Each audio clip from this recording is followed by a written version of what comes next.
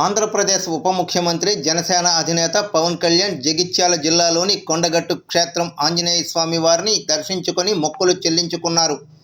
అర్చకులు పవన్ కళ్యాణ్కు ఆలయ మర్యాదలతో పూర్ణకుంభంతో స్వాగతం పలికారు. ప్రత్యేక పూజల అనంతరం ఆశీర్వచనం అందించారు. జగిత్యాల జిల్లా కొండగట్టు ఆంజనేయ స్వామి ఆలయానికి హైదరాబాద్ నుంచి రోడ్డు మార్గాన వెళ్లారు. మధ్యాహ్నం కొండగట్టుకు చేరుకున్న పవన్ స్వామివారికి ప్రత్యేక పూజలు చేశారు.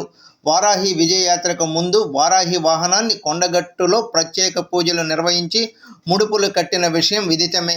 సార్వత్రిక ఎన్నికల్లో విజయం అనంతరం తెలంగాణ జగిత్యాల జిల్లాలోని కొండగట్టు శ్రీ ఆంజనేయ స్వామి వారిని దర్శించుకొని మొక్కులు చెల్లించుకున్నారు. ఆలయానికి చేరుకున్న పవన్ కళ్యాణ్కు ఆలయ ఈవో చంద్రశేఖర్ ఆధ్వర్యంలో ఆలయ అర్చకులు పూర్ణ కుంభంతో స్వాగతం పలికారు.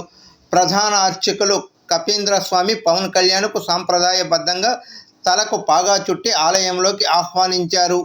అనంతరం శ్రీ ఆంజనేయ స్వామి వారికి ప్రత్యేక పూజలు నిర్వహించారు. ఆంజనేయ స్వామికి ఇరువైపులా ఉన్న శ్రీ వెంకటేశ్వర స్వామి, శ్రీ లక్ష్మీ అమ్మవార్లకు అర్చనలు చేసి అనంతరం ఆలయ అర్చకుల వేదాశ్రవచనాలు అందుకున్నారు. అయితే ఉప ముఖ్యమంత్రి హోదాలో కొండగట్టుకు శ్రీ ఆంజనేయ స్వామి దర్శనానికి వచ్చిన పవన్ కళ్యాణ్కు జనసేన శ్రేణులు అడుగడుగున ఘన స్వాగతం పలికారు. హైదరాబాద్లో తన ఇంటి వద్ద గుమ్మడికాయలతో దిష్టి తీసి హారతులిచ్చి సాగనంపారు. తుర్కపల్లి, శామీర్పేట, సిద్దిపేట, కరీంనగర్, గంగాధర ప్రాంతాల్లో పెద్ద ఎత్తున అభిమానులు, పార్టీ శ్రేణులు గజమాలలతో స్వాగతించారు.